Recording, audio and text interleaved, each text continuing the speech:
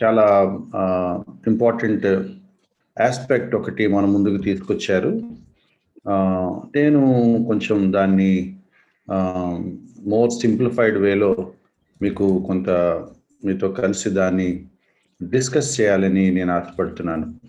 మన టాపిక్ వచ్చేసి the secret of success. The secret of success. Biblical view ఏంటి, లేకపోతే క్రిస్టియన్ వ్యూ ఆఫ్ సక్సెస్ ఏంటి, ఇది మీకు నేను మళ్ళీ ఒకసారి జ్ఞాపకం చేయాలని, మీతో కలిసి నేను కూడా ఆలోచన చేయాలని ప్రయత్నం చేస్తున్నాను. ఈ సొసైటీ మనకి చాలా రాంగ్ పిక్చర్ ఇస్తూ ఉంటుంది. అంటే మనకి సక్సెస్ గురించిన ఒక మిస్కన్సెప్షన్స్ ఇస్తూ ఉంటుంది. 2 ఎక్స్ట్రీమ్స్ ఉన్నాయి. సక్సెస్ని అచ్చంగా లోకస్తుల్లాగా అనుకొని లోకం చెప్పినట్టుగా అనుకోవటం ఒకటి. 2 అసలు దేవుని నమ్ముకున్న వాళ్ళకి లేదా దేవుని బిడ్డలకు సక్సెస్తో పని లేదు అనుకొని అసలు ఏమీ చేయకుండా ఉండటం అనమాట. 2 ఎక్స్ట్రీమ్స్. ఒకటేమో ఎక్స్ట్రీమ్, అదేంటంటే ఇక లోకంలాగా పరుగులు తీస్తూ వెళ్ళిపోవటం. 2 ఏదో వైరాగ్యం వచ్చినట్లుగా అసలు దాంతో మనకి సంబంధం లేదని అనుకోవటం. The biblical perspective of success అనేది మనం అర్థం చేసుకున్నప్పుడు దాన్ని మనం ఏ విధంగా హ్యాండిల్ చేయాలి, దాన్ని ఎట్లా ఫేస్ చేయాలి, అది మనకు తెలుసుకోవాలి. 2 ఎక్స్ట్రీమ్స్ ఉన్నట్లుగా మనం మాట్లాడుకున్నాం. 1 ఎక్స్ట్రీమ్ ఏంటంటే లోకం మనకి చెప్పే ఫాల్స్ నోషన్స్. ఫర్ ఎగ్జాంపుల్, టాప్లో ఉండాలి, హై పొజిషన్లో ఉండాలి, అందరికంటే మించి నెంబర్ 1 పొజిషన్లో ఉండాలి. మన ఇళ్లలో మన పిల్లలు లేకపోతే పేరెంట్స్ పిల్లల్ని ఫోర్స్ చేస్తూ ఉంటారు. స్కూల్స్లో, కాలేజ్లో చూస్తూ ఉంటాం, టాపర్ ఫస్ట్ ర్యాంక్లో ఉండాలి, టాప్ 4 ఉండాలి, టాప్ 10 మందిలో ఉండాలి, ర్యాంకులు రావాలి, అంటే బాగా చదివితే సక్సెస్ అన్నట్లు. మరి అలా చూసినప్పుడు అది ఎంత ఫూలిష్ నోషన్ మనకు అర్థమైపోతుంది. ఒక క్లాస్లో 50 మంది ఉంటే సక్సెస్ని ఒకళ్ళకే ఆపాదిస్తామా? అంటే ఆ ఒక్క పొజిషన్ కోసం 50 మంది స్ట్రైవ్ చేస్తూ ఉండాలా? మరి ఎంత ఇంప్రాక్టికల్ అది. సక్సెస్ ఆ రేషియోలో, ఆ స్కేల్ ప్రకారం చూస్తే సక్సెస్ ఒకళ్ళకే వస్తుంది. ఆ ఒకటి బాగా చదవగలిగిన వాళ్ళకి, మెరిటోరియస్ పిల్లలకి వస్తుంది. అప్పుడు లోకం మనకేం చెప్పుద్ది, కాబట్టి నీకు అది కావాలనుకుంటే నువ్వు దానికోసం స్ట్రైవ్ చేయాలి అని. సో నేను చేయలేని దానిని చేయటం కోసం పరుగులు తీసే ఒక వెయిట్ నా మీద పెడుతుంది ఈ ప్రపంచం. ఎక్కడో నేను చదివాను ఒక కోట్, మీ పిల్లల్ని ఫిష్ అనుకోండి, పిల్లలు ఫిష్ లాంటి వాళ్ళు అనుకోండి, ఫిష్ నీడల్లో కంఫర్టబుల్గా ఉంటుంది. అటువంటి ఒక చేపను తీసుకొచ్చి ఎగరమని అడిగితే ఎట్లా అని అన్నాడు అనమాట ఒక ఆయన. అంటే అర్థం ఏంటంటే, we are forcing our children to do something which they cannot do. నీళ్లలో కంఫర్టబుల్గా ఉండే చేపని ఆకాశంలో ఎగరమంటే ఏం చేస్తుంది? ట్రై చేస్తూ ఉంటుంది, ఎగిరెగిరి పడతా ఉంటుంది, తనది కాదు. ఇప్పుడు నువ్వు ఎగిరితేనే సక్సెస్ అని ఆ చేపకి చెప్తే, అది ఆ చేప మీద మోయలేని ఒక బరువును పెట్టడం అనమాట. ఈ ప్రపంచం మనకు అది చెప్తా ఉంటుంది. స్టడీస్లో ఎవరిలాగానో ఉండాలి, కెరియర్లో కూడా ఎవరిలాగానో ఉండాలి, వాళ్ళలాగా సంపాదించాలి, బిజినెస్ చేస్తే వాళ్ళలాగా బిజినెస్ చేయాలి. అందరూ అంబానీలాగా ఎందుకు బిజినెస్ చేస్తారు? అందరూ టాటాలాగా ఎందుకు బిజినెస్ చేస్తారు? అందరూ మార్కు ఫేస్బుక్ ఫౌండర్ లాగా ఎందుకు ఉంటారు? సో మనకేం చేస్తున్నారంటే, ప్రతి ఫీల్డ్లో, ఫిలిం ఇండస్ట్రీ కానివ్వండి, బిజినెస్ కానివ్వండి, ఎడ్యుకేషన్ కానివ్వండి, టెక్నాలజీ కానివ్వండి, ప్రతి సెక్టార్లో ఒక ఐకాన్, ఒకళ్ళనో ఇద్దరినో చూపించటం, అది సక్సెస్ కొలమానం. నువ్వు కూడా అట్లా అయితే నువ్వు బాగా అని. ఇంత చేసి వాళ్ళు సక్సీడ్ అయ్యారని ఏ విధంగా చెప్తున్నారు అంటే, ఇదొక విచిత్రం. ఏ డిపార్ట్మెంట్లో, ఏ సెక్టార్లో అయినా సరే వాళ్ళు తారాస్థాయికి వెళ్తే కూడా ఎందుకు వాళ్ళు విజేతలు అని చెప్తుంది ఈ సమాజం అంటే, తిరిగి తిరిగి డబ్బులు సంపాదించారని. సాఫ్ట్వేర్లో హై పొజిషన్కి వెళ్ళాలి, హైయెస్ట్ పెయిడ్ శాలరీ, CEO అవ్వాలి కంపెనీకి. బిజినెస్లో పెద్ద బిజినెస్ ఏమంటాం మ్యాగ్నెట్, లేకపోతే పెద్ద ఐకాన్ అవ్వాలి, కుబేరులాగా డబ్బులు సంపాదించాలి, $1 మిలియన్ ఉండాలి. ఎడ్యుకేషన్లో పైకి వెళ్ళినా కూడా మళ్ళీ డబ్బులు అంటే వీళ్ళ ఉద్దేశం ఏంటంటే, నువ్వు ఎంత బాగా మనీ సంపాదిస్తావో ఏ ఫీల్డ్లో అయినా సరే, హైయెస్ట్ సంపాదించే లెవెల్కి వెళ్ళినప్పుడు ఆ ఫీల్డ్లో నువ్వు సక్సెస్ సంపాదించావు అని. బైబిల్ ఇట్లాంటివన్నీ కొట్టిపడేస్తుంది. డబ్బులు సంపాదించటం, అందరికంటే హై పొజిషన్లో ఉండటం, ఇవి లోకం మనకు చెప్పే అబద్ధాలు. అందరూ అన్ని పనులు చేయలేరు. నేను టెక్నాలజీలో వీక్, నాకు టెక్నాలజీ సరిగ్గా తెలియదు. నేను ఫేస్బుక్తో పోటీగా నేను ఒక సోషల్ మీడియా నెట్వర్క్ ఎట్లా తయారు చేస్తాను, అది నాది కాదు, నేను అందులో దూరకూడదు. సో ఇన్కరెక్ట్ నోషన్స్ లేదా ఫాల్స్ నోషన్స్, నాది కానిది నేను ప్రయత్నించి ఫెయిల్ అయిపోయానని చెప్పుకోవటం. రెండోది, అసలు ఏమి ట్రై చేయకుండా ఉండటం, అదర్ ఎక్స్ట్రీమ్. లోకమేమో మనకి ఫాల్స్ గోల్స్ పెడుతుంది, అది ట్రై చేస్తూ ఉంటాం, వేరే వాళ్ళతో పోల్చుకుంటూ ఉంటాం, వాళ్ళలాగా నేను ఉండాలనుకుంటూ ఉంటాం. వాళ్ళలాగా నేను ఎలా ఉంటాను, వాడు సక్సీడ్ అయ్యాడు కాబట్టి నేను సక్సీడ్ అవ్వాలి, వాడికి మంచి శాలరీ వస్తుంది కాబట్టి నాకు మంచి శాలరీ రావాలి, వాడికి మంచి అవకాశాలు వచ్చాయి అమెరికా వెళ్ళిపోయాడు, నేను కూడా ఎట్లాగట్లా అమెరికా వెళ్ళిపోవాలి. ఇది సక్సెస్ అని లోకం మనకు చెప్తుంది. అమెరికాలో జాబ్ చేస్తే సక్సెస్ అని ఎవరు చెప్పారు? బాగా ఎక్కువ సంపాదిస్తే లోకం చెప్తుంది, సమాజం చెప్తుంది, ప్రజలు ఎక్కువ మంది అలా అనుకుంటున్నారు. అటువంటి వాళ్ళకే ఒక గౌరవం ఉన్నట్లుగా మనకి అనిపిస్తుంది, కాబట్టి మనం కూడా అట్టే పరుగులు తీస్తున్నాం. లేదా అదర్ ఎక్స్ట్రీమ్, ఏ పని చేయకుండా, మనకెందుకు బ్రదర్ లోకం లాగా, మనకెందుకు డబ్బులు, మనకెందుకు బ్రదర్ జాబుదే ఉంది బ్రదర్ అంటే అన్నిటికీ వైరాగ్యం చూపించి ఏది చేయకుండా, సక్సెస్ కాదు కదా మినిమం చేయాల్సిన పని కూడా చేయకుండా, ఒక పని అప్పగిస్తే ఆ పనిని మంచిగా కూడా చేయకుండా, ఏదో అలా అంటే ఇంట్రెస్ట్ లేనట్టుగా చేయటం, నాకు అసలు ఈ లోకం మీద ఇంట్రెస్ట్ లేదు, ఎప్పుడు ప్రభు వస్తాడా వెళ్ళిపోతా అన్నట్టుగా ఉన్నాను అన్నట్లుగా ఒక వైరాగ్యాన్ని ప్రదర్శించడం. But that's not how God designed us. Eden వనంలో ఆదాము చూసినప్పుడు మనకు అర్థమవుతుంది దేవుడు ఆదాముని ఎట్లా చేశాడు. ఆదాముకి మంచి క్యాలిబర్ ఇచ్చాడు దేవుడు. మనకు తెలుసు ఆదాముని తన పోలికలో చేశాడు, తన స్వరూపంలో చేశాడు. ఆ జంతువులన్నిటినీ చూపించాడు ఆ తోటలో, వీటన్నిటికీ నువ్వు పేర్లు పెట్టుకో అన్నాడు. వాటి తీరును బట్టి, వాటి సామర్థ్యాలు బట్టి, వాటన్నిటిని చూసి ఆదాము తన మేధస్సును వాడి వాటన్నిటికీ చక్కటి పేర్లు పెట్టేశాడట. ఆ పేర్లు అలా పెట్టేవింటి, ఇట్లా పెడితే బాగుండేది కదా, అట్లా దేవుడే అనలేదు. దేవుడు దాన్ని ఓకే చేసినట్టుగా మనకు అనిపిస్తుంది అక్కడ. సో ఆదాంకి మంచి బ్రెయిన్ ఉంది, మంచి తెలివితేటలు ఉన్నాయి. ఆదాంకి దేవుడు కొన్ని బాధ్యతలు అప్పచెప్పాడు.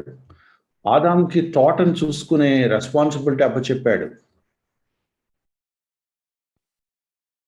గార్డెనర్ పోస్ట్ మీరు చేస్తారా? అది తెలివి తక్కువ పనిలాగా మనం అనుకుంటున్నాం. దేవుడు ఫస్ట్ మ్యాన్కి అప్పచెప్పిన పని అదే. గార్డెనర్ అందామా, లేకపోతే నర్సరీ అందామా, లేకపోతే ఫార్మింగ్ అందామా, మీరు ఏ పేర్లైనా పెట్టుకోండి. But that was the first work, first job. ఆదాముకి తోడుగా మళ్ళీ హవ్వను తయారు చేశాయంట. వాళ్ళు ఏదేను తోటను సాగు చేయటకు, సేద్యం చేయటకు, నీట్గా దాన్ని మెయింటైన్ చేయటానికి. It's not an ordinary task.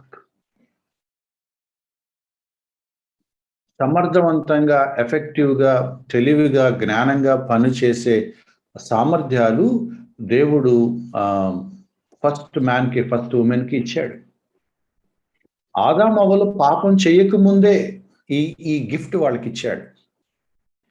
Work is a blessing. పాపం చేయటం వల్ల వర్క్ ప్రయాసతో కూడిన పనిగా మారిపోయింది కానీ, బర్డెన్ అయిపోయింది కానీ, పాపం చేయటానికి ముందే దేవుడు ఆదికాండం 2వ అధ్యాయంలోనే ఈ పని చేసే ఒక ప్రివిలేజ్ ఇచ్చాడు. అంటే పాపం చేయటానికి మునిపే వర్క్ అనేది దేవుడు మనుషులకు ఉద్దేశించిన ఏమంటాము, ఒక ఏర్పాటు. Man is made to work, man is made to hard work. దేవుడు తనకి ఇచ్చిన క్రియేటివిటీ, తెలివితేటలు, సామర్థ్యం, physical strength, mental strength, ideas, plans, actions, తన మేధస్సుని, తన శక్తిని, తన సమయాన్ని వెచ్చించి ఒక పని ఎంత బ్యూటిఫుల్గా చేయగలడో.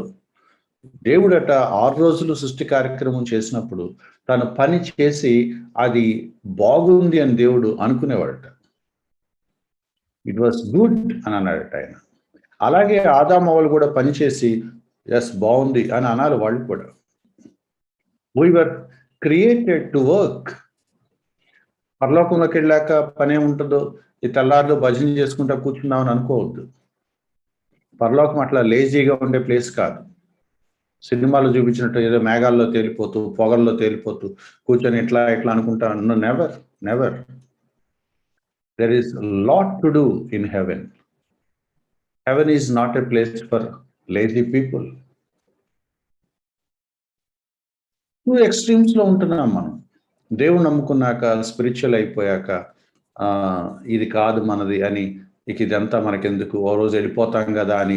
ఇక్కడ క్రియేటివిటీ, ఎఫెక్టివిటీ, లేకపోతే ఏమంటాము, రిజల్ట్ ఓరియంటెడ్గా, టార్గెట్ ఓరియంటెడ్గా కష్టపడి మంచి ఫలితాలు సంపాదించే, మంచి పనులు చేసే ఆలోచన చాలా మందికి పోయింది, ఉండట్లేదు. ఎబిలిటీస్ దేవుడే ఇచ్చాడు, డిఫరెంట్ ఎబిలిటీస్ దేవుడే ఇచ్చాడు.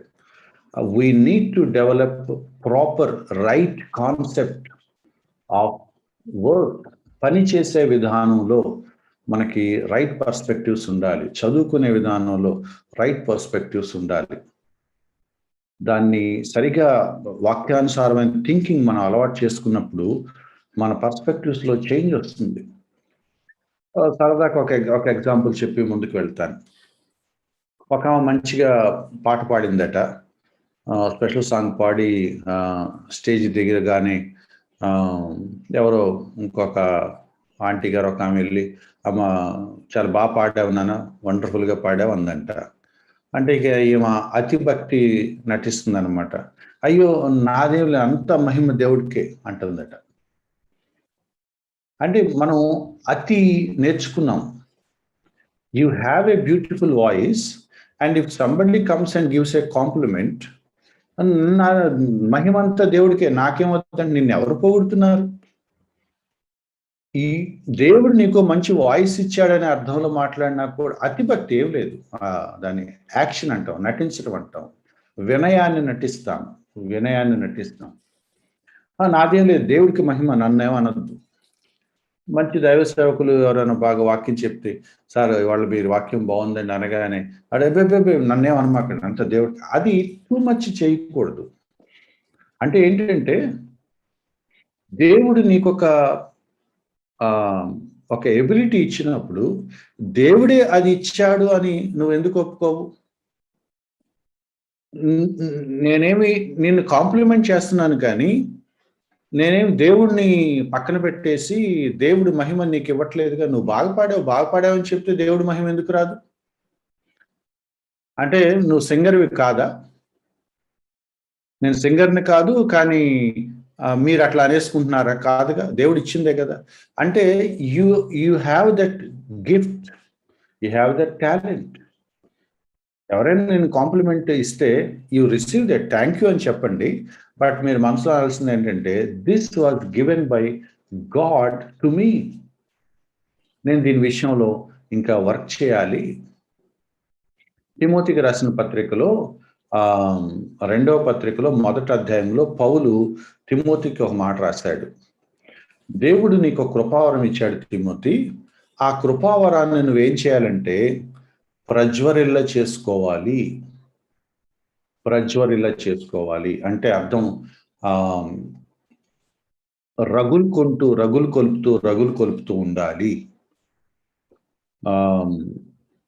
మొక్కజొన్న వీటిని బొగ్గుల మీద కాలుస్తూ ఉంటారు. ఏం చేస్తాం, మన ఏరియాలో మనం చూస్తూ ఉంటాం. ఆ విసన కర్ర ఏదో పట్టుకొని అంటే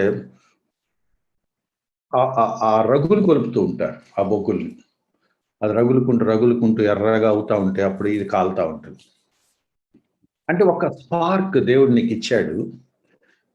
ఆ ఫ్లేమ్‌ని నువ్వేం చేయాలంటే దాన్ని పదును పెడుతూ ఉండాలి. రగులు కొలుపుతూ ఉండాలి టిల్ యూ రీచ్ ఎక్సలెన్సీ. నువ్వు చేసే ఒక పనిలో నువ్వు నైపుణ్యం సంపాదించాలి. నువ్వు చేసే ఒక పనిలో నైపుణ్యం సంపాదించాలి, ప్రతిభ సంపాదించాలి. ఎక్సలెన్సీ అని అంటాము. చాలాసార్లు ఎవ్రీ బిలీవర్, ఈ గ్రూప్లో ఉన్న వాళ్ళు, యంగ్ పీపుల్, నా రిక్వెస్ట్ ఏంటంటే దేవుడు మీకు ఏమి ఇచ్చాడో ఆ పని, అది ఏ పని అయినా సరే, ఆ పనిలో ఎక్సలెన్సీ కోసం ట్రై చేయండి. చదువుతున్నారా? బెస్ట్ చదవాలని అనుకోండి. లెక్కలు చేస్తున్నారా? లెక్కల్లో నేను బెస్ట్‌గా ఉండాలి. ఇది ఎవరికో చూపించుకోవటానికి కాదు. క్లాస్‌లో నంబర్ 1 పొజిషన్‌లో ఉండాలి దానికోసం కాదు. మాట్లాడుకో, నంబర్ 1 పొజిషన్ అందరూ ఉండరు, ఒకళ్ళే ఉంటారు. బట్ ఇక్కడ మన ఎయిమ్ అది కాదు. ఎక్సలెన్సీ అంటే దేవుడు నన్ను ఎలా తయారు చేశాడు అంటే బెస్ట్ చేశాడు. నేను పనులు ఎలా చేయాలంటే బెస్ట్ అని చేయాలి. నేను చేసిన ఒక పని చూసుకున్నప్పుడు గుడ్, చాలా బాగుంది అని నేను కూడా అనుకోవాలి. ఆదికాండం ఫస్ట్ చాప్టర్ గుర్తుపెట్టుకోండి. దేవుడు పనులు చేశాక అది మంచిదిగా ఉంది అని ఆయన సర్టిఫై చేస్తున్నాడు. మీరు ఒక పాట పాడారనుకోండి, ఎస్ ఐ సాంగ్ వెల్ అని మీరు అనుకోవాలి. అంటే అనుకోవాలి అంటే పాడకుండా కాదు, అనుకోగలిగేలాగా పాడాలి. అలా అనుకోలేకపోతే, సరిగా పాడలేదని మీకు అనిపించినప్పుడు నెక్స్ట్ టైం మళ్ళీ నేను ఇంకా బాగా పాడాలి అని యు ప్రాక్టీస్. తిమోతికి పౌలు భక్తుడు చెప్తున్నమాట, ప్రజ్వరిల్ల చేసుకోవటం. ఆ ఫ్లేమ్‌ని ఫ్యానింగ్ అంటాం. దాన్ని రగులు కొలుపుతూ. దేవుడు నీకిచ్చిన ఎబిలిటీస్, టాలెంట్స్, గిఫ్ట్స్, ఆపర్చునిటీస్, వాటిని బెస్ట్ యూజ్ చేసుకోవటం.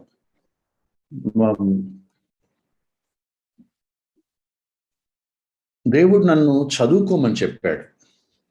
ఊరికినే చదువుకుంటాం కాదు, ఆ చదువుని ఎంజాయ్ చేయాలి, ఆ సబ్జెక్ట్ని ఎంజాయ్ చేయాలి, ఆ సబ్జెక్ట్ మీద ఎక్సలెంట్ గ్రిప్ రావాలి.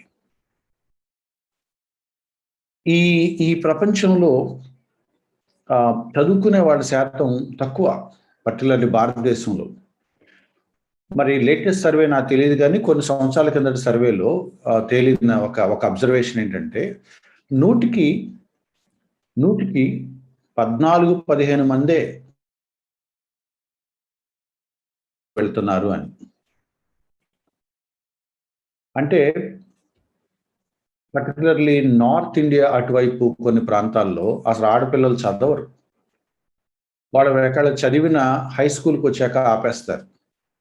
వాళ్ళకి 13 ఏళ్ళకో 14 ఏళ్ళకో వాళ్ళకి పెళ్లి చేసేస్తారు. మన సౌత్ ఇండియాలో కూడా చాలా మంది ఆడపిల్లలు 10th క్లాస్ వరకే చదువుతారు, తర్వాత చదవనివ్వరు, పెళ్లిళ్ళు చేసేస్తారు. పూర్ పీపుల్, పర్టికులర్లీ విలేజెస్లో. సిటీస్లో డిగ్రీ వరకు చదువుతారు, ఇంజనీరింగ్ వరకు చదువుతారు, తర్వాత పెళ్లిళ్ళు చేసేసుకుంటారు. బాయ్స్ కూడా అంతే, పర్టికులర్లీ రూరల్ సబర్బన్ ప్లేసెస్లో అతి కష్టం మీద ఇంటర్ వరకు చదువుతారు, తర్వాత ఏదో పనిలోకి వెళ్ళిపోతారు. Not everyone reaches the higher level education. నీకు యూనివర్సిటీస్కి వెళ్ళటం, టాప్ యూనివర్సిటీస్ చదవటం, హై ఎడ్యుకేషన్ ఇన్స్టిట్యూషన్లో వెళ్ళటం, ఇవి అందరికీ లేవు. వాటికి ఏ కారణాలు ఉన్నప్పటికీ. ఇప్పుడు ఇలా ఆలోచించండి, 100కి 15 మంది మాత్రమే హై లెవెల్ అంటే ఉన్నత విద్యకు, హైయర్ ఎడ్యుకేషన్కి వెళ్తున్నారు అన్నప్పుడు, మనం ఇంటర్మీడియట్ దాటేసి డిగ్రీకి వచ్చి లేకపోతే అదర్ ఏరియాస్లో మనం చదువుతున్నప్పుడు don't we think that we are really blessed? 100కి 80-85 మందికి లేని ఒక అవకాశం మనకుంది అని మనకు అనిపించట్లేదా? చాలా మందికి జూమ్ వాడటం తెలీదు. చాలా మందికి మొబైల్స్ ఉండవు. చాలా మందికి ఇంగ్లీష్ రాదు. చాలా మందికి టెక్నాలజీని ఎట్లా ఆపరేట్ చేయాలో తెలీదు. మరి మనకు అవన్నీ తెలుస్తున్నాయి. Aren't we really blessed? మీరు కంపేర్ చేసుకొని సొసైటీలో చూసుకుంటే సక్సెస్ పేర్ల మీద పెద్ద పెద్ద స్టార్ల గురించి ఎవరైతే మాట్లాడుతున్నామో అవి వదిలేసేయండి. అసలు మీకున్న పాటి ఆపర్చునిటీ, మీకున్న పాటి అవేర్నెస్, మీకున్న పాటి రీసోర్సెస్ కూడా లేని వాళ్ళు చాలా మంది ఉన్నారు. వాళ్ళతో పోల్చుకుంటే మీరు చాలా మెరుగైన స్థితిలో ఉన్నారు. కాబట్టి పర్స్పెక్టివ్స్ చాలా చాలా ఇంపార్టెంట్. తిమోతికి పాల్ చెప్పిన మాట గుర్తుపెట్టుకోండి. You need excellency in your abilities. మీరు ఏదైనా ఒక పని చేస్తూ ఉంటే ఆ పనిలో గ్రిప్ సంపాదించండి. మీరు ఇంగ్లీష్ నేర్చుకుంటున్నారా? మంచిగా ఇంగ్లీష్ నేర్చుకోండి. ఇది నార్మల్గా నేర్చుకోవటం కాదు. ఇందులో ఒక నైపుణ్యం కావాలి అని అనుకోండి. నార్మల్తో సాటిస్ఫై అవ్వద్దు. నార్మల్ దగ్గర ఆగిపోవద్దు. మీరు పాట పాడతారా? నార్మల్గా పాట పాడద్దు. అది దేవుడికి నచ్చదు. అది గాడ్ వాంట్స్ బెస్ట్. మీరు ఆలోచించండి. ఏమీ నేర్చుకోకుండా, ఏమీ ప్రాక్టీస్ చేయకుండా, ఏమీ స్టడీ చేయకుండా, ఏమీ ఇన్ఫర్మేషన్ లేకుండా ఎలా పాట పాడతారు? ఫర్ ఎగ్జాంపుల్ చెప్తాను. ఒక పాట ఎలా పాడతారు? మీరు ఎప్పుడైనా నేర్చుకున్నారా? చదివారా? పాడేస్తాం. ఎట్లా కుదురుద్ది? వాయిస్ కల్చర్ ఏంటి? లేకపోతే స్కేల్ ఎలాగా? ఈ అందరూ ప్రొఫెషనల్ సింగర్స్ ఎలా పాడుతున్నారు? ఎట్లా ప్రాక్టీస్ చేస్తున్నారు? నేను ఎక్కడో ఒక యూట్యూబ్ ఇంటర్వ్యూలో చూసాను. ఒక పాపులర్ సింగర్ రోజుకి 3 to 4 అవర్స్ ప్రాక్టీస్ చేస్తారంట. 3 to 4 hours. Established popular celebrity సింగర్సే రోజుకి కనీసం కొంత టైం పెట్టుకొని వాళ్ళు ప్రాక్టీస్ చేస్తూ ఉంటే, మరి ఏమి రానోళ్ళు మనం ఎంత ప్రాక్టీస్ చేయాలి? అసలు మనం ప్రాక్టీస్ కూడా చేయం. ఏ పాట పాడాలో తెలియదు. టక్కున ఒక పాట పాడమంటే స్టేజ్ ఎక్కి మొదలెడతాం. అదే ఫస్ట్ సారి పాడటం, అదే ఫైనల్ లెక్క. ఎంత ఎంత చీప్ ప్రజెంటేషన్ అది. దేవుడికి బెస్ట్ ఇవ్వాలనుకున్నవాడు ఆ పాటని ఎంతసేపు ట్రై చేస్తాడు? అమ్మ రేపు నువ్వు స్పెషల్ సాంగ్ పాడాలి ఎవరని అంటే ఎన్నిసార్లు నువ్వు ప్రాక్టీస్ చేయాలి? Because you are singing to God. You are singing to God. ఎంత ప్రాక్టీస్ చేయాలి? ఎంత వర్క్ చేయాలి? ఎక్సలెన్స్ అనే వర్డ్ గుర్తుపెట్టుకోండి. ఎక్సలెన్స్, హార్డ్ వర్క్ చేయాలి. సామెతల గ్రంథం చెప్తున్న మాట, హార్డ్ వర్క్ చేయాలి. సామెత గ్రంథంలో ఎన్నిసార్లు ఉందో, సోమరి చీమల దగ్గరికి వెళ్ళు. దేవుడు లేజినెస్ ని ఊరుకోడు. నువ్వు పూర్ మ్యాన్ అవ్వాలా? నువ్వు లేజినెస్ ఇస్ ద షార్టెస్ట్ వే అనమాట. బద్ధకంగా ఉండేవాడు, సోమరిగా ఉండేవాడు దరిద్రుడు అయిపోతాడని చెప్తుంది బైబిల్. నువ్వు లైఫ్లో పైకి రావాలా? హార్డ్ వర్క్ చేయమని చెప్తుంది. చేయుటకు చేతనైన పని చేయి. నువ్వు యు వర్క్ హార్డ్, కష్టపడి పని చేయి, దేవుడు నేను దీవిస్తాడని సామెత గ్రంథం చెప్తుంది. బోలెడన్ని వచనాలు సామెత గ్రంథంలో మనకు కనపడుతున్నాయి. ఫస్ట్ పాయింట్, సక్సెస్కి ఫస్ట్ పాయింట్ గుర్తుపెట్టుకోవాల్సింది ఏంటంటే, దేవుడు నీకు ఇచ్చిన సామర్థ్యాన్ని నువ్వు యూటిలైజ్ చేసుకొని దాన్ని నువ్వు ఇంప్రూవ్ చేసుకోవాలి. ఎక్సలెన్సీ. పలానా పని ఈ పలానా కుర్రోడు బాగా చేస్తాడు అని మీరు అనిపించుకోవాలి. ఐడెంటిటీ తెచ్చుకోవాలి. మీరు చిన్న చిన్న పనులు చేస్తారు. కొంతమంది మీలో కొంతమంది పాటలు పాడొచ్చు, కొంతమంది ఎడిటింగ్ చేయొచ్చు, కొంతమంది డిజైన్స్ చేయొచ్చు, కొంతమందికి టెక్నికల్ నాలెడ్జ్ ఉండొచ్చు, కొంతమందికి అదర్ ఆస్పెక్ట్స్లో నాలెడ్జ్ ఉండొచ్చు. వాట్ ఎవర్ యూ డూ, ఈ పని ఇతను బాగా చేస్తాడు, అందులో అతను చాలా ఏమంటాము సబ్జెక్ట్ గ్యాదర్ చేశాడు, మంచి నాలెడ్జ్ ఉంది, ఎఫిషియంట్, టాలెంటెడ్, క్రియేటివ్ అని మీరు అనిపించుకోవాలి. అది ఎందుకు అనిపించుకోవాలి అంటే, that's the way you should do the things. నార్మల్గా చేసే పనులు, మొద్దుగా చేసే పనులు, చేయాలని చేసే పనులు అది ఇంట్రెస్టింగ్గా ఉండవు. అది ఉసూరుమంటూ చేసే పనులు, అవి దేవుడికి నచ్చవు. ఇంటెలిజెంట్, క్రియేటివిటీ, ఎఫిషియన్సీ, చాలా బాగా చేసాడు, భలే చేశాడని మెచ్చుకోవాలి. ఎట్లా చేసావని వాళ్ళు ఆశ్చర్యపోవాలి. అంటే ఎంత స్కిల్ కావాలి దానికి. అందుకే బైబిల్ చెప్తున్న మాట, తన పనిలో నిపుణత కలిగిన వాడిని నీవు చూసితివా? సామెతల గ్రంథంలో ఉందాం ఈ మాట. తన పనిలో నిపుణత కలిగిన వాడిని నువ్వు చూసావా? వాడు రాజుల ఎదుట నిలబడతాడు. వాడు రాజుల ఎదుట నిలబడతాడు. అంటే నైపుణ్యం, స్కిల్. స్కిల్ అనే వర్డ్ గుర్తుపెట్టుకోండి. నేను కొన్ని పదాలు నేను మీకు డ్రైవ్ చేస్తున్నాను ఇవాళ. ఎక్సలెన్సీ పదం ఒకటి, స్కిల్ ఒకటి. ఆర్డినరీగా అందరూ చేసేలాగా నువ్వు చేస్తే అది గిఫ్ట్ అని అనరు, అది టాలెంట్ అని అనరు. టాలెంట్ అని ఎప్పుడు అంటారు అంటే, when you do it better than other people.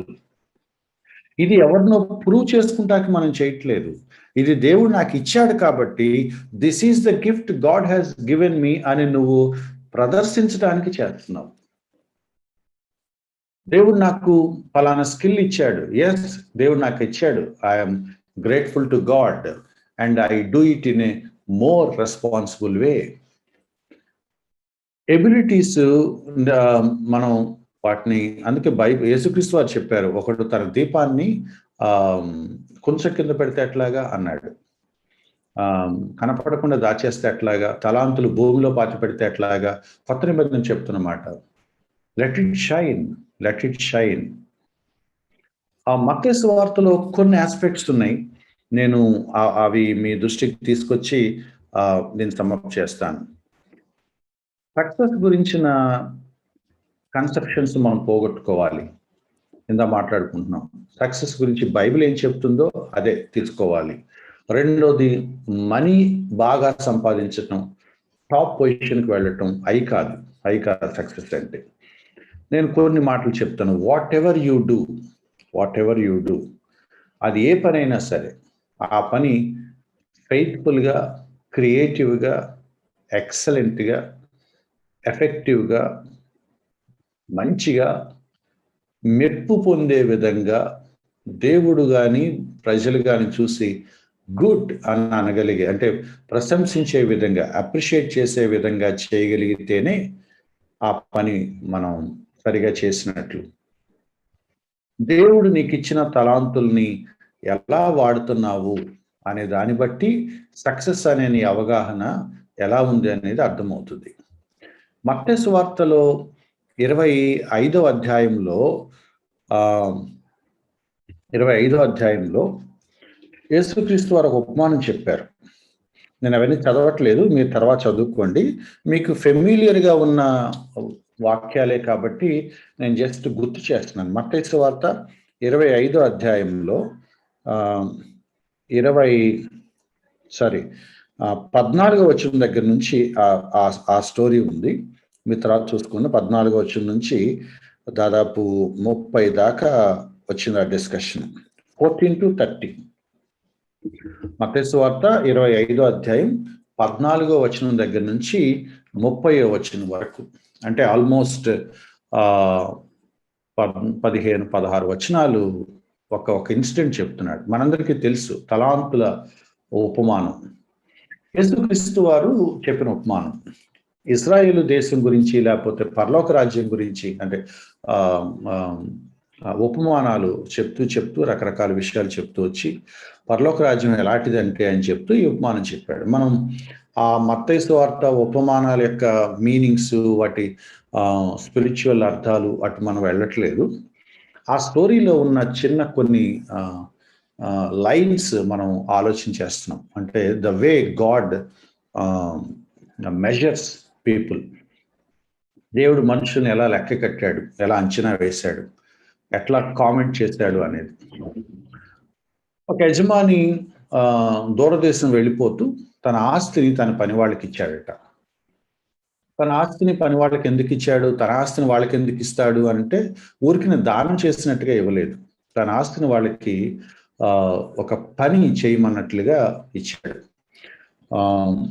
ఆ ఒక్క వచనం అయితే నేను మీకు చదవాలి, ఎందుకంటే మళ్ళీ మీరు దాన్ని మిస్, ఎవరికైనా కొంచెం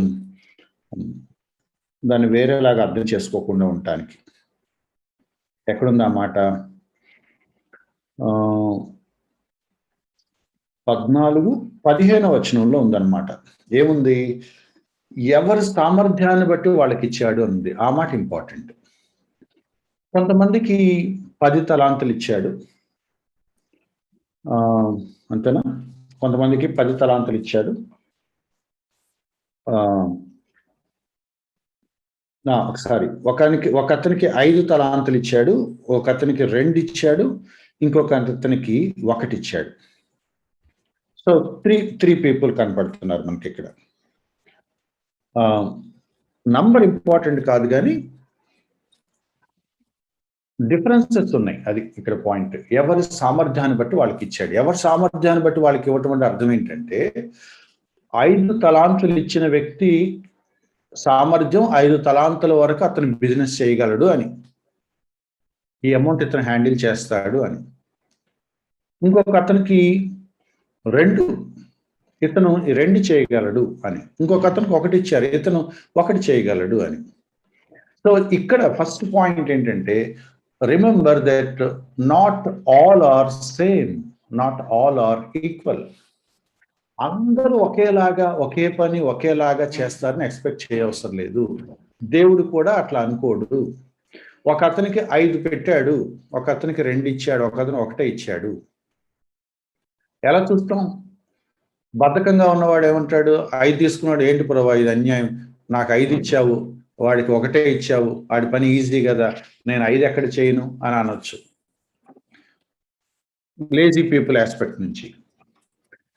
ఇతనేమనొచ్చు? కంప్లైంట్ చేయొచ్చు, ఏంటి ప్రభా నాకు 1 ఇచ్చావు, వాళ్ళకి 5 ఇచ్చావు, పార్షియాలిటీ కదా అనొచ్చు. దేవుడు ఎవరి సామర్థ్యాన్ని బట్టి వాళ్ళకి ఇచ్చాడు అని మనకు అక్కడ క్లియర్గా కనపడుతుంది. ఆయన ఇష్టం. ఆయన ఎవరికి ఎంత ఏది ఇవ్వాలో ఆయనకు తెలుసు. You should be grateful to what is given to you. దేవుడు నాకు ఇది ఇచ్చాడు, ఐఎమ్ హ్యాపీ. నాకు 5 ఇవ్వలేదండి, మీ పని బాగుంది, మీరు చాలా గ్రేట్ అండి, మీకు 5 ఇచ్చాడు, దేవుడు మీకు బాగా ఇచ్చాడు, మాకేంటో 2 ఇచ్చాడు, అట్లా మాట్లాడకూడదు. అక్కడ క్లాజ్ పెట్టాడు, ఎవరి సామర్థ్యాన్ని బట్టి. అంటే నీకు 5 ఇస్తే నువ్వు చేయలేవు, నువ్వు 2 అయితే చేయగలవు, అందుకే నీకు 2 ఇచ్చాను. నువ్వు 2 కూడా చేయలేవు, నీకు 1 ఇచ్చాను. నీ కెపాసిటీ నాకు తెలుసు, నేను ఇబ్బంది పెట్టను. చిన్న పని ఇచ్చాను నేను, చెయ్యి, చిన్న పని చెయ్యి.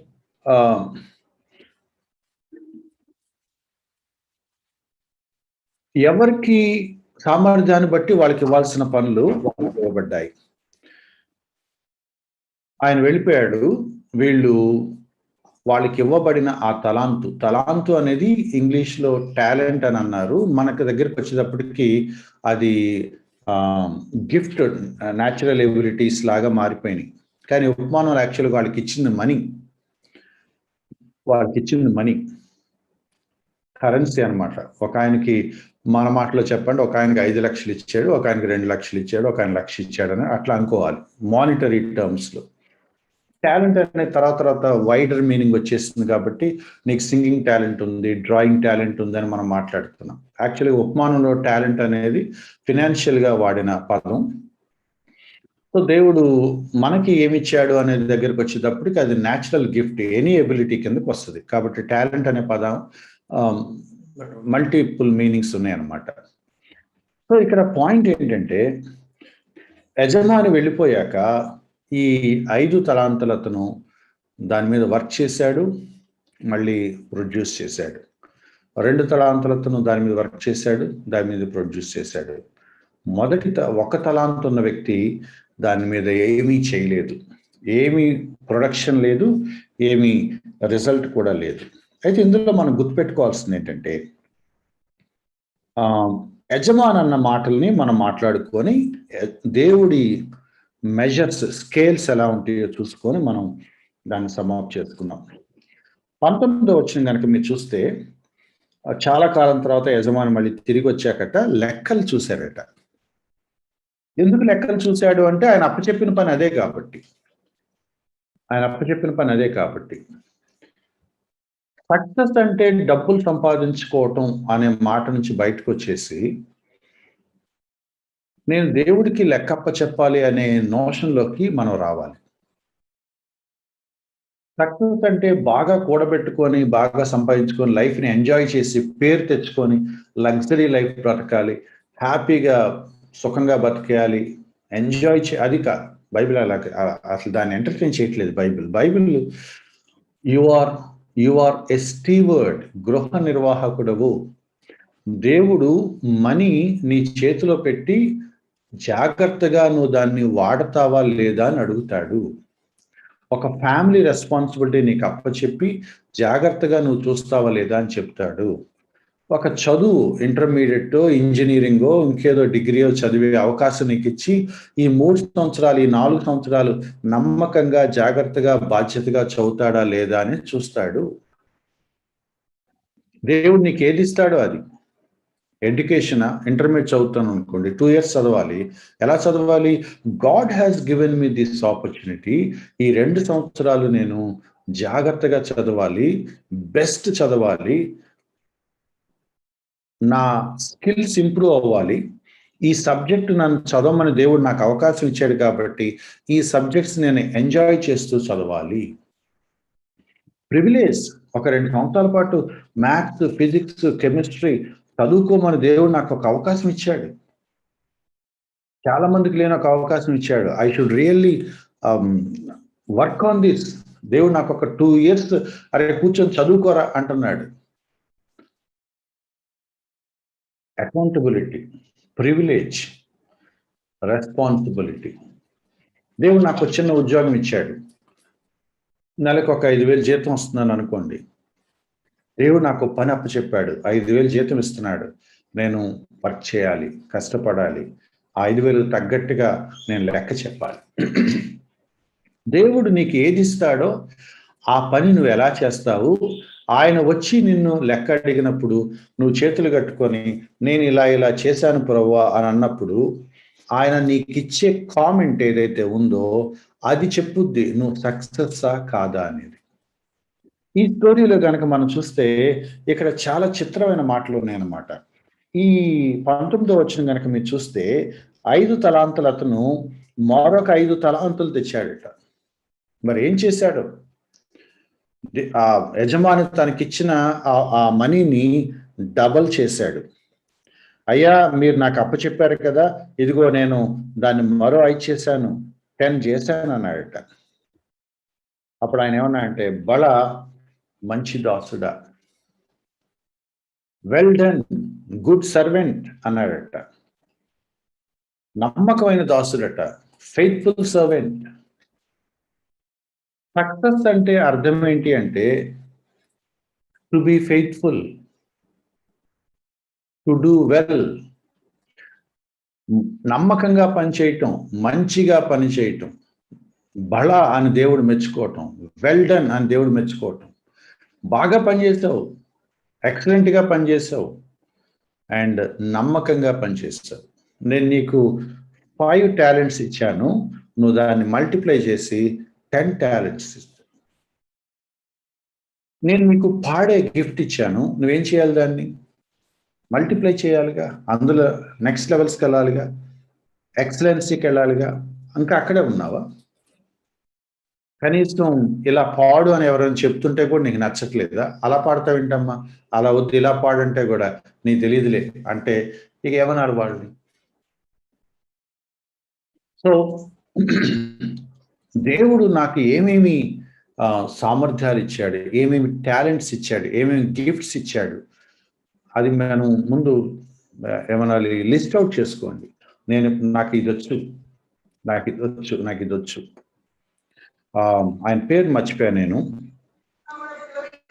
ఒలింపిక్స్ లో అతను చారియట్స్ ఆఫ్ ఫైర్ అని ఆయన పేరు మర్చిపోయాను. ఆయన ఒలింపిక్స్ లో ఏమంటాము రన్నర్, పరిగెత్తే అథ్లెట్ అనమాట. తను ఏమంటాడంటే వేగంగా పరిగెత్తే ఒక సామర్థ్యం, ఒక గిఫ్ట్ దేవుడు నాకు ఇచ్చాడు. ఆ పరిగెత్తి ఫస్ట్ పరిగెత్తి దేవుడు నేను మహిమపరచాలి అని అంటాడు.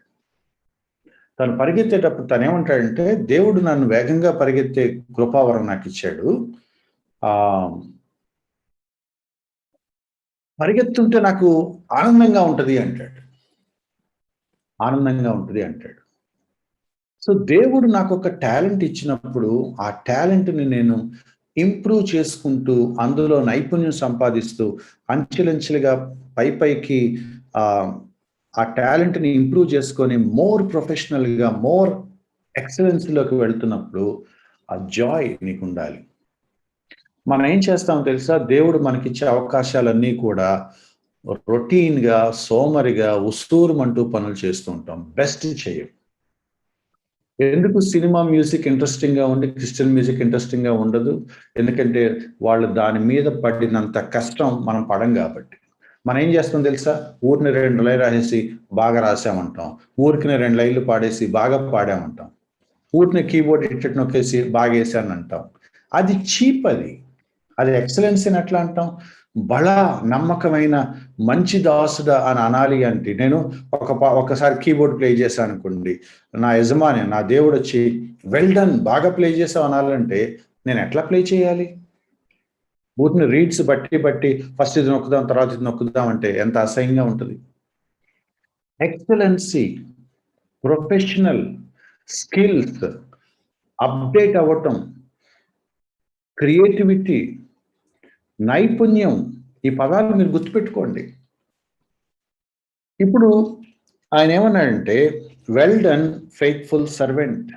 నీకు అప్పచెప్పింది బాగా చేశావు అని ఏమన్నాడంటే, ఈ విషయాల్లో నువ్వు నమ్మకంగా ఉన్నావు కాబట్టి, నీకు వేరేవి కూడా చాలా అప్పచెప్తాను అని ఒక మాట అన్నాడు. ఏమన్నాడంటే, నీ యజమాని ఆనందంలో నువ్వు కూడా జాయిన్ అవ్వు. నీ యజమాని సంతోషంగా ఉన్నాడు. And you rejoice with your master. నీ యజమాని సంతోషిస్తున్నాడు. నీ యజమాని ఆనందిస్తున్నాడు.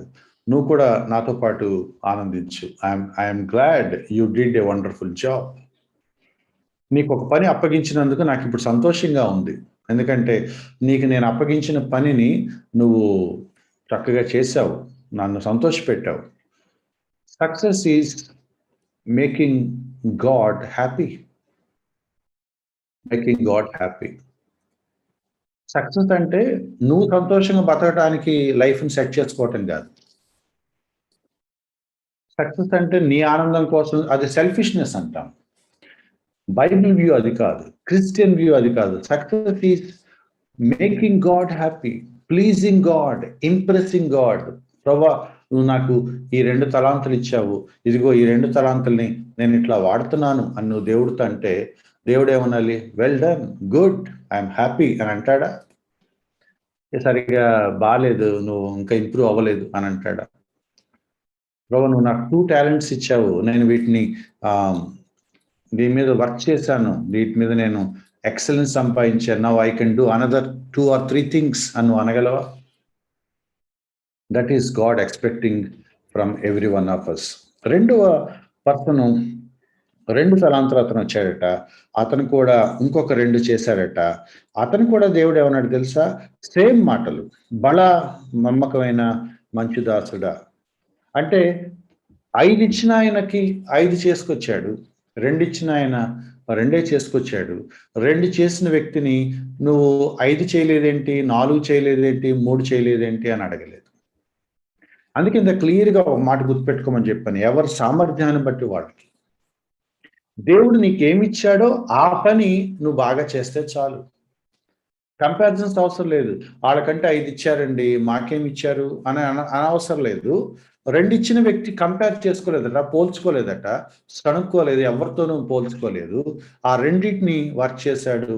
ఇంకో 2 కింద మల్టిప్లై చేశాడు. 5 చేసిన వ్యక్తిని దేవుడు ఎలా మెచ్చుకున్నాడో, 2 చేసిన వ్యక్తిని కూడా అలాగే మెచ్చుకున్నాడు. అంటే పని యొక్క క్వాంటిటీని బట్టి, పని యొక్క రేంజ్‌ని బట్టి, ఫలితాలు వచ్చిన రిజల్ట్స్ యొక్క నంబర్ బట్టో, రేంజ్‌ని బట్టో దేవుడు మెచ్చుకోడు. నీకు ఏ పని అప్పచెప్తే ఆ పని నువ్వు చేస్తే చాలు. చిన్న పని అప్పచెప్తే చేస్తే చాలు. పెద్ద పని అప్పచెప్తే చేస్తే చాలు. Whatever is endorsed to you.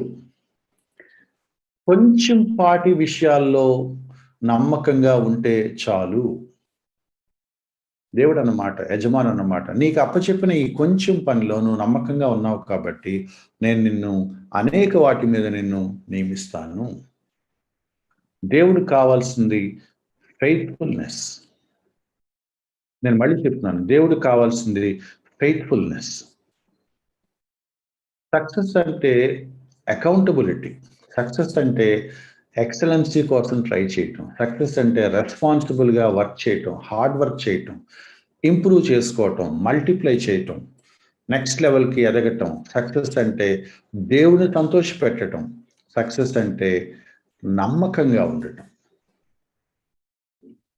ఫెయిత్ఫుల్గా ఉండటం. దేవుడు నాకు ఒక పని అప్పచెప్పాడు, ఆ పని నేను చేయాలి. అది కూడా దేవుడు ఖుష్ అయ్యేలాగా పని చేయాలి. ఐఎమ్ హ్యాపీ అని దేవుడు అనాలి.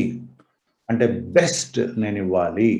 దానికోసం నేను నా స్కిల్స్ ఎంతగా నేను ఇంప్రూవ్ చేసుకోవాలో అనే దాని మీద మనసు పెట్టాలి. ఎక్సలెన్సీ మనకు కావాలి.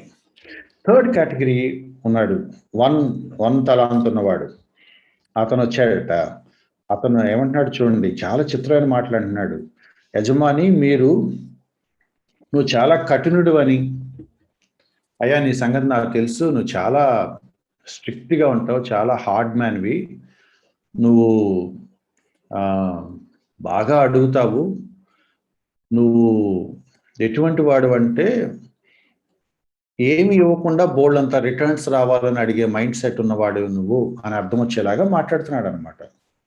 పోయిన దానిని, విత్తని దానిని కోస్తావు, పెద్దగా ఇవ్వవు, కానీ అంటే నీతో చాలా ప్రాబ్లం అయ్యా, నువ్వు ఏంటో రకరకాలుగా చేస్తావు, కానీ నేను నీ సంగతి నాకు తెలుసు, అందుకనే నేను నీకు భయపడి ఇట్లాంటి మతలబులు ఉంటాయి అని. అంటే 5 తలాంతులు ఒక వ్యక్తికి ఇచ్చి మీరు నేను వచ్చేలాగా నువ్వు పని చేసి చూపించు అంటే ఎంత పని చేయాలో తెలియదు వాళ్ళకి. నంబర్ చెప్పలేదుగా, నీకు 5 తలాంతులు ఇస్తున్నాను అబ్బాయి, నేను వచ్చేదాటికి 5 + 5 10 చూపించాలిరా అని అనలేదు. అంటే ఈయనేంటంటే ఎంత చేస్తున్నా సరే సాటిస్ఫై అవ్వకపోతే అనే ఒక భయం ఉందన్నమాట వీళ్ళలో. నువ్వు ఎలాంటోడువో నాకు అర్థమైపోయింది, ఈ రిస్క్ అంతా ఎందుకని, ఇదిగో నీ వన్ టాలెంట్ నేను ఏం చేయలేదు, చక్కగా చోట దాశాను, ఇదిగో మళ్ళీ తీసుకొచ్చి నీకు ఇచ్చాను బాబు, నాకు లెక్క క్లియర్, నువ్వు నాకు 1 తలాంతు ఇచ్చావు, అది నేను నీకు తిరిగి ఇచ్చేసాను అన్నాడు అనమాట. అంటే అదేంటంటే, ఇదిగో నువ్వు నాకు గిఫ్ట్ ఇచ్చావు ప్రభువా, ఎందుకు వచ్చిన బాధలే, వాడితే సరిగా వాడలేదంటావు, సరిగా చేయలేదంటావు, ఇదంతా ఎందుకు, ఇదిగో నీకు ఇచ్చేస్తున్నా, నా సంబంధం లేదు అని. అంటే ఇర్రెస్పాన్సిబుల్. దేవుడిచ్చిన ఒక ఆపర్చునిటీ, దేవుడిచ్చిన ఒక టాలెంట్, దేవుడిచ్చిన ఒక రెస్పాన్సిబిలిటీ, దేవుడిచ్చిన ఒక ఎబిలిటీని అసలు దేవుడు నాకు ఒకటి ఇచ్చాడు అని కూడా సంతోషంగా అనుకునే మనసు అతనికి లేదు. ఇందా మాట్లాడుకున్నామే వైరాగ్యం బ్యాచ్ ఉంటారని వాళ్ళు అన్నమాట ఈ కేటగిరీ. మనకెందుకు బ్రదర్ అంటూ ఉంటాడు. మనకెందుకు అన్నప్పుడు ఇంకా ఏంటి లైఫ్కి మీనింగ్ ఏంటి? లైఫ్కి మీనింగ్ ఏంటి? పాడే పాట సంతోషంగా పాడడు, చేసే పని సంతోషంగా ఉండదు, చేసే పని బెస్ట్ చేయడు, తూతూ మంత్రం అంటాం తెలుసా, నామకే వాస్తేగా, సవిసారం లేకుండా ఏదో అది పనికి మాలిన పనులు చేసినట్టుగా. అంటే వీడికి ఎందుకు పని చెప్పామా అని వాళ్ళు అనుకుంటారు. అలా ఉంటుంది అనమాట, అయిష్టంగా. నీది నీకు ఇచ్చేస్తున్నాను అని రిటర్న్ ఇచ్చేసాడట. ఇవ్వటం కాకుండా మళ్ళీ ఏమంటున్నాడు, నువ్వు చాలా కఠినుడు అని నీ సంగతి నాకు తెలిసే, ఇట్లాంటిది ఏదో ఉంటుందే, నువ్వు వచ్చి మళ్ళీ లెక్కలు అడుగుతావు అని తెలిసే, ఇదిగో నీది సేఫ్గా ఉంచాను బాబు, నీకు ఇచ్చేసాను. ఒక కామెంటేటర్ ఏం రాశాడంటే, నువ్వు నిజంగా యజమానికి అంత భయపడేవాడివైతే నువ్వు దాన్ని అలా దాచిపెట్టి ఉంచుతావు. నీకంత భయం ఉన్నవాడివైతే నువ్వు కఠినుడివి, విత్తని దాన్ని కోస్తావు. ఈ డైలాగులు ఆయనతో చెప్పిన ధైర్యం ఎక్కడి నుంచి వచ్చింది? నీకు నిజంగా అంత భయం ఉంటే ఆయన వస్తున్నాడు, ఆయన వచ్చే లోపల నేను ప్రూవ్ చేసుకోవాలి, ఏదో పని చేయాలని నువ్వు అనుకోవాలి కదా. అంత భయం ఉన్నవాడివి ఇంతకాలం లేజీగా ఏ ప్రొడక్షన్ లేకుండా ఎలా కూర్చున్నావు నువ్వు? నీ లేజీనెస్కి నీ బాధ్యత రాహిత్యానికి నువ్వు పెట్టుకునే పేరు ఏంటంటే, అమ్మో దేవుడు అంటే చాలా చాలా అయన్ని అని చెప్పడం అనమాట. అంటే చాలా సార్లు మనం చూడండి, బ్రదర్ చేస్తే పర్ఫెక్ట్‌గా చేయాలి, లేతే మానేయాలి అనే ఒక యాటిట్యూడ్ ఉంటుంది కొంతమందికి. వాళ్ళు అంటే నేను కూడా ఆ కేటగిరీలో వ్యక్తినే. చేస్తే పర్ఫెక్ట్‌గా చేయాలి, లేతే చేయకూడదు. బట్ ట్రూత్ ఏంటంటే ఎప్పటికి చేస్తాను పర్ఫెక్ట్‌గా? చేస్తా ఉంటే కదా పర్ఫెక్షన్ వచ్చేది. ఒక్కసారి పర్ఫెక్షన్ రాదుగా. చేస్తే నేను ఇట్లా చేయనండి మీలాగా. చేస్తే కరెక్ట్‌గా చేస్తా, లేతే చేయను అంటాడు. మన చర్చెస్‌లో అలాంటోళ్ళు కనపడతా ఉంటారు. చేస్తే సిన్సియర్‌గా, స్ట్రిక్ట్‌గా, పర్ఫెక్ట్‌గా చేయాలి. ఉంటే దేవుడిలో గూడా ఉంటే సరిగ్గా ఉండాలి, లేతే అనవసరం అంటాడు. అంటే తర్వాత ఎలాగైనా ఉండొచ్చా?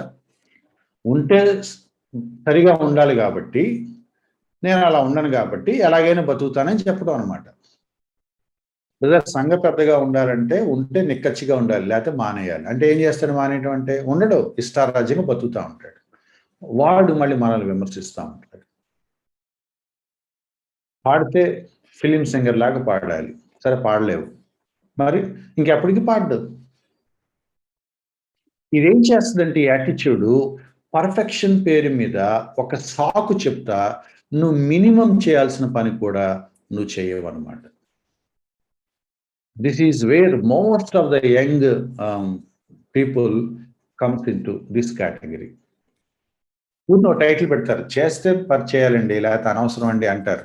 కరెక్టే. చేయాలి కరెక్టే. బాగా చేయాలనేది ఎలా వస్తది? చేస్తా ఉంటే ఆ నైపుణ్యం మీద, ఎక్స్‌పీరియన్స్ మీద, ప్రాక్టీస్ మీద వస్తది. ఏంటి మనం ఇంగ్లీష్‌లో చెప్పుకునే స్టేట్‌మెంటు ప్రాక్టీస్ మేక్స్ పర్ఫెక్ట్. అంతేగాని పర్ఫెక్షన్ ఏమి చేయకుండా ఎట్లా వస్తది? చేస్తే పర్ఫెక్ట్‌గా చేయాలని అంటారు. చేస్తే పర్ఫెక్ట్‌గా ఎలా చేస్తావు? నువ్వు చేయకుండా. అభ్యాసం లేకుండా, అనుభవం లేకుండా ఇది ఎలా ఉంటదంటే తోలితే విమానం తోలేయాలి. లేకపోతే తోలను. ట్రైనింగ్ వద్దా? నేర్చుకోవద్దా? సబ్జెక్ట్ వద్దా? 2, 3 సార్లు ప్రయోగం చేయొద్దా? ఏమి చేయకుండా, ఏమి నేర్చుకోకుండా, ఏది గురించి ఆలోచన చేయకుండా నేను నోరు తెరిచి పాడతాను సింగర్ లాగా ఉండాలి. ఎట్లా కుదురుద్ది? నేను వాక్యం చెప్తాను సూపర్ అనాలి. నేను జాబ్ చేస్తాను ఇక నాలాంటోడు ఉండకూడదు. ఓ పని చేస్తాను ప్రజలు మెచ్చుకోవాలి. ఎట్లా మెచ్చుకుంటారు? నువ్వు సరిగ్గా చేయకుండా. అందుకే మీరు చూడండి చాలామంది ఏ జాబ్‌లో ఎక్కువ కాలం ఉండరు. 2 నెలలకు ఒకటి మానేస్తా ఉంటారు. ఎందుకంటే వాడేమనుకుంటాడంటే నేను నేనేం చేస్తున్నానో అదే బావుందని అనుకోవాలి. ఎలా అనుకుంటారు? వాళ్ళకి కొన్ని లెక్కలుంటాయి. వాళ్ళు అనుకున్నట్టుగా చేయాలి. వాళ్ళని ఇంప్రెస్ చేయాలి. వాళ్ళని సంతోషపెట్టాలి. ఎఫిషియన్సీ చూపించాలి. ఎఫిషియన్సీ లేని చోట నీ జాబ్ చేస్తే ఉపయోగం ఉండదు. తీసేస్తారు. పనిలోకి తీసేస్తారు. గుర్తుపెట్టుకోండి. యజమానిని సంతోషపెట్టడం రానప్పుడు ఆ పనే పోతది నీకు. Which is a dangerous warning. యజమానిని 100% సంతోషపెట్టవసరం లేదు. But are you doing something? ఆయన నమ్మకంగా చేసావయ్యా. నీ వంతు నువ్వు ట్రై చేసావు. ఐ యామ్ హ్యాపీ అని దేవుడు అంటే చాలు.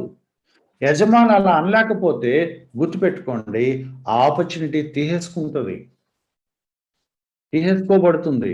ఈ థర్డ్ కేటగిరీలో ఈ వన్ టాలెంట్ పర్సన్ దగ్గర మనం అదే చూస్తున్నాం. దేవుడట ఆహ్, తీసేసుకున్నాడు. నీకు అంత భయం ఉన్నవాడివి, నువ్వు అన్ని మాటలు చెప్తున్నావు కదా! మరి ఈ వన్ టాలెంట్ తీసుకెళ్ళి ఇలా చేసినా సరే డబ్బులొచ్చాయిగా. వడ్డీకిచ్చినా గూడా ఒక రూపాయి వచ్చేదిగా. నేను నీకొక పని అప్పచెప్పి దాన్ని మల్టిప్లై చేసి దాన్ని ప్రొడక్టివిటీలోకి తీసుకురమ్మని నీకో పని అప్పచెప్పి వెళ్ళినప్పుడు ఏమీ చేయకుండా నీకు భయపడి నేను ఇలా ఉన్నానంటే అబద్ధం అది. భయపడిన వాడు యజమాని ఎప్పుడొస్తాడా అని పని చేస్తాడు. యజమానికి భయపడిన వాడు యజమానికి సంతోషంగా యజమాని కోప్పడకూడదని పని చేస్తాడు గానీ కోపం పెంచుకుంటాడా? ఇప్పుడు ఇతను కోపం పెంచుకున్నాడు. ఇతనికిచ్చిన ఆపర్చునిటీ, ఇతనికిచ్చిన రిసోర్స్ వెనక్కి లాక్కోబడుతుంది. యంగ్ పీపుల్‌కి నేను కొంచెం వార్నింగ్‌గానే అనుకోండి. దేవుడు మీకిచ్చిన సామర్థ్యాలను ఎంతకాలం వాడకుండా, ఇంప్రూవ్ చేసుకోకుండా, ఎక్సలెన్సీ లెవెల్‌కి తీసుకువెళ్ళకుండా అలా పెట్టి ఎన్ని సంవత్సరాలు మీరు దాన్ని అట్లా భూమిలో పాతి పెడతారు.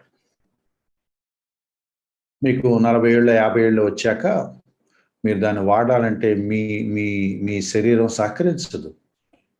You can do nothing. మీరు అప్పుడు ట్రై చేస్తే కుదరదు.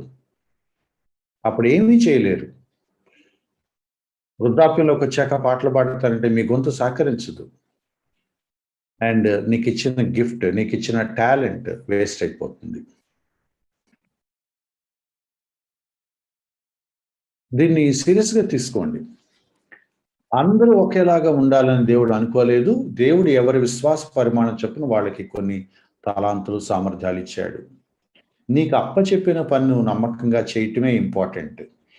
దేవుడికి కావాల్సింది నమ్మకత్వం. దేవుడికి కావాల్సింది ఆ కొంచెంలో నమ్మకంగా, ఎఫిషియెంట్గా పని చేయటం. దానివల్ల దేవుడు సంతోషిస్తాడు. ద అల్టిమేట్ సక్సెస్ లైన్ ఏంటో తెలుసా? To be faithful to God and to make him happy. ఇగో సురేష్, నీకు 2 గిఫ్ట్లు ఇచ్చాను, ఈ 2 నువ్వు నీ వంతులో నువ్వు బాగానే వాడుతున్నావు, వెల్ డన్ అని దేవుడు అనగలిగే వరకు నేను వాటి మీద ప్రజ్వరిల్ల చేసుకుంటూ, ఎక్సలెన్సీ కోసం ట్రై చేస్తూ, ఆ ప్రతిభకు పదును పెట్టుకుంటూ ఉండాలి. That is our task.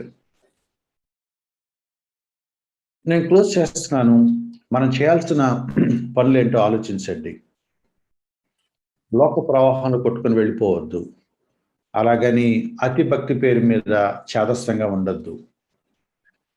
దేవుడు నీకు ఏ అవకాశం ఇస్తే అందులో బెస్ట్ చేయాలని అనుకోండి. బెస్ట్ చేయాలని అనుకోవటం వేరు, బెస్ట్ పొజిషన్లో ఉండాలని అనుకోవటం వేరు. బెస్ట్ పొజిషన్లో ఉండాలనుకోవటం సెల్ఫిష్నెస్, అది లోక పద్ధతి, అది ఈగోకి దారితీస్తుంది. అది వేరే వాళ్ళతో కంపేర్ చేసుకొని ప్రిజిడీస్, జెలస్, కాంపిటీషన్ వస్తుంది. బెస్ట్ చేయాలని అనుకోవటం ఏంటంటే దేవుడు నాకు ఇచ్చిన దాన్ని నేను రైట్గా వాడటం, దేవుడు నాకు ఇచ్చిన తలాంతుని నేను బెస్ట్గా వాడటం, దేవుణ్ణి సంతోషపెట్టడం. నేను దేవుని సంతోషపెడుతూ ఉంటే నా కెరియర్లో నేను ఎక్కడున్నా కూడా సంతోషంగానే ఉంటాను. టాప్ లెవెల్లో ఉన్నా సంతోషంగా ఉంటాను, కింద లెవెల్లో ఉన్నా సంతోషంగా ఉంటాను. Wherever God keeps me, there I will be happy. అది చిన్న పొజిషన్ అయినా, పెద్ద పొజిషన్ అయినా, అది విలేజ్ అయినా, సిటీ అయినా, ఎక్కువ జీతమైనా, తక్కువ జీతమైనా, దేవుడు నాకు ఇచ్చిన అవకాశం, దేవుడు నాకు ఇచ్చిన ఒక ఎబిలిటీ, ఒక ఆపర్చునిటీ, ఒక రెస్పాన్సిబిలిటీ, ఒక తలాంతు, అది దేవుడిచ్చాడని కృతజ్ఞత కలిగి నమ్మకంగా చేస్తూ ఉంటే, అందులో బెస్ట్ తిరిగి నేను దేవుడికి ఇవ్వగలిగితే, దట్ ఈజ్ సక్సెస్. దేవుడు నిన్ను ఇంజనీరింగ్ చదవమన్నాడా? 4 years. Take it as a privilege, take it as a great privilege. దేవుడు నన్ను 4 సంవత్సరాలు ఇంజనీరింగ్ సబ్జెక్ట్స్ చదవమన్నాడు. ఇంజనీరింగ్ సబ్జెక్ట్స్ దేవుడు చదవమన్నాడని మనం అనుకుంటామా? కోర్స్ ఫినిష్ చేయాలని మనం అనుకుంటాం. చాలాసార్లు కోర్స్ ఫినిష్ చేయాలని అనుకుంటాం, ఇంట్రెస్ట్ ఉండదు. దేవుడు నన్ను ఈ సబ్జెక్ట్ చదవమంటున్నాడు. ఇంజనీరింగ్ సబ్జెక్ట్ చదువుతా దాన్ని, ఆ సబ్జెక్ట్ని ఎంజాయ్ చేయమని దేవుడు చెప్తున్నాడు. Oh, this is what engineering is, how great God is. You can really praise God in understanding engineering marvels. మెడిసిన్లో ఉన్న అద్భుతమైన విషయాలు చదువుతా, తెలుసుకుంటూ దేవుడిని నువ్వు మహింపరచచ్చు. ఇంజనీరింగ్లో ఉన్న కంటెంట్ అర్థం చేసుకుంటూ, ఓ ఎంత జ్ఞానం మనిషికి ఇచ్చాడు దేవుడు అని నువ్వు ఆశ్చర్యంతో దేవుడిని స్తుతించవచ్చు. ఒక ఇంగ్లీష్ లాంగ్వేజ్ లేదా అదర్ లాంగ్వేజ్ నేర్చుకుంటూ, లాంగ్వేజ్లో ఇంత మీనింగ్, ఇంత క్రియేటివిటీ దేవుడు ఎలా పెట్టాడు అని దేవుడు నువ్వు ఆస్వాదించి ఆరాధించవచ్చు. Whatever is given to you, if you consider that it is given by God, you'll really praise God, you'll really enjoy it. దేవుడు నిన్ను ఏ స్థితిలో ఉంచాడో, దేవుడు నీకు ఏది అప్పగించాడో, అది దేవుడు పెట్టాడు, దేవుడు ఇచ్చాడు అనుకున్నప్పుడు నువ్వు దాన్ని ఆస్వాదించడం స్టార్ట్ చేస్తావు. దాన్ని ఆస్వాదించడం నీకు రాలేదు అంటే ఎక్సలెన్సీ లెవెల్కి నువ్వు వెళ్ళవు. 3 వ్యక్తుల్లో 2 వ్యక్తులు ఫెయిత్ఫుల్గా, నమ్మకమైన మంచి దాసులుగా పేరు తెచ్చుకున్నారు.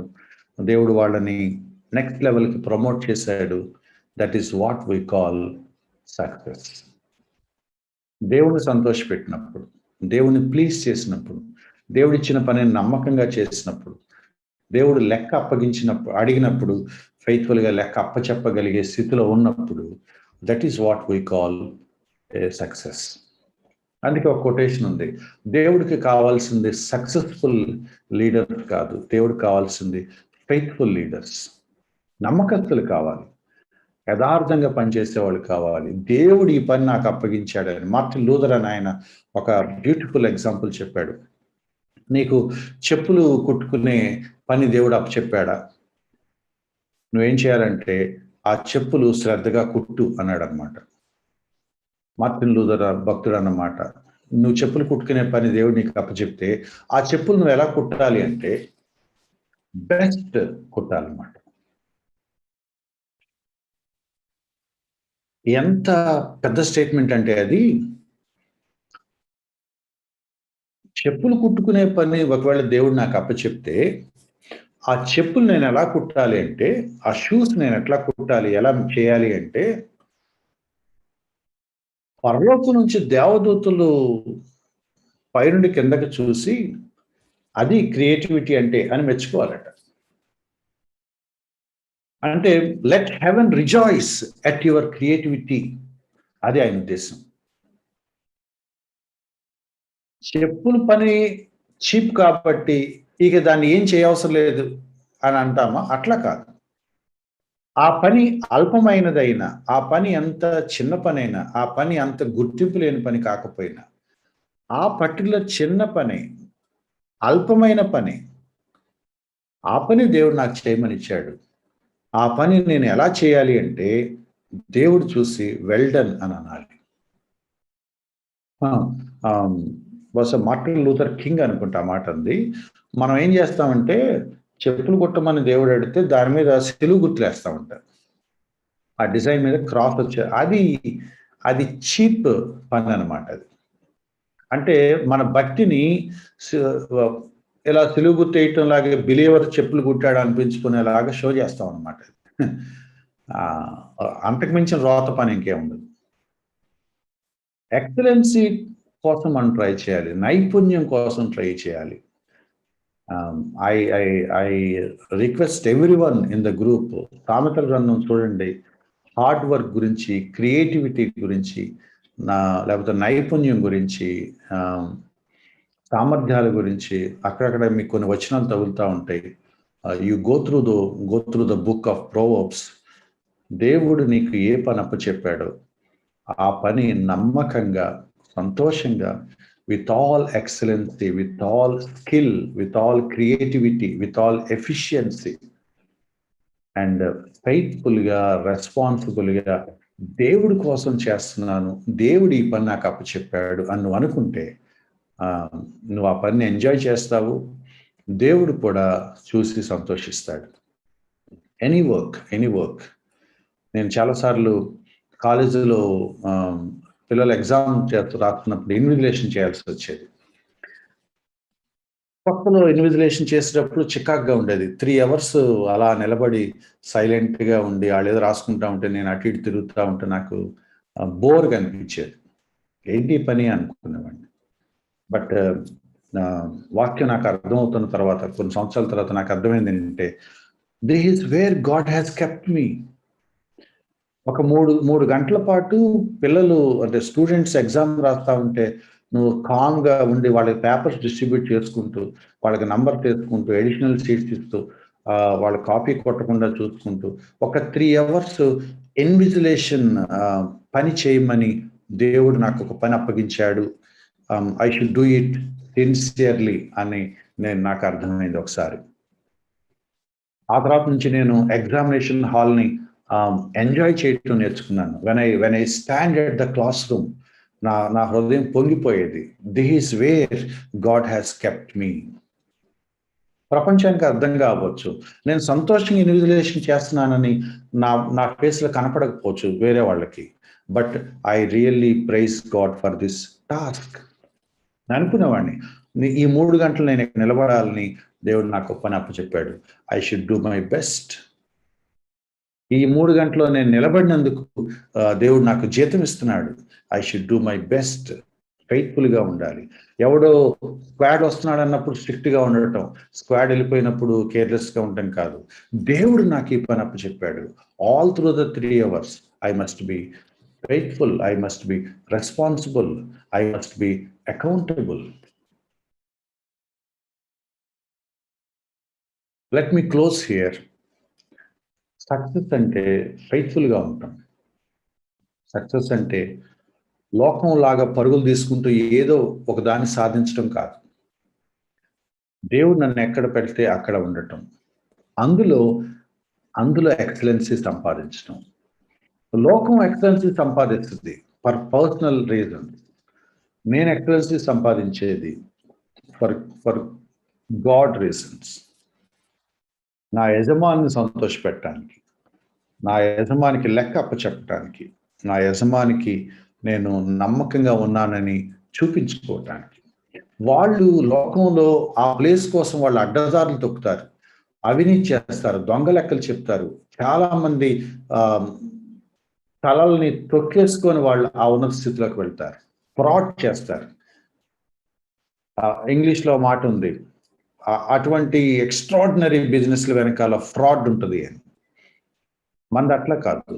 Integrity, honesty, faithfulness, sincerity. మనం డెవలప్ అవడం కోసం అడ్డదారులు తొక్కం. మనం విధేయతగా ఉన్నామని దేవుడు బ్లెస్ చేసి దేవుడు మనల్ని హెచ్చిస్తాడు తప్ప హెచ్చించబడటం కోసం మన అడ్డదారులు తొక్కం. అందుకే అంటున్నాను, ఉన్న స్థితిలో నమ్మకంగా ఉంటే నెక్స్ట్ స్థితికి దేవుడు తీసుకెళ్తాడు. నెక్స్ట్ స్థితికి వెళ్ళటం కోసం నేను స్కెచ్ గీయట్లేదు, ఉన్న స్థితిలో యథార్థంగా ఉండటం కోసం నేను పనిచేస్తున్నాను. We should know the difference. Faithful, good, responsible, creativity, efficiency, excellency, కొన్ని పదాలు నేను మీకు మళ్ళీ జ్ఞాపకం చేశాను. That is what we call in a biblical way success. దేవుడు నన్ను ఒక స్కూల్ టీచర్గా పెట్టారు, ఈ టీచర్గా పనిచేస్తున్నాను, ఇది నా పని, ఈ పని నేను నమ్మకంగా చేసుకోవాలి, ఇది నేను బెస్ట్ చేయాలి, ఇందులో నేను నెక్స్ట్ లెవెల్కి వెళ్ళాలి. Then God will bless it. నేను మళ్ళీ రిమైండ్ చేస్తున్నాను, తన పనిలో నిపుణత కలిగిన వాడిని నువ్వు చూసావా, God will lift him up. May the lord help us, everyone in this group, to come up in a bright, brilliant way to please our God with God-given talents. Thank you. Over to Sister, I think she is Anita.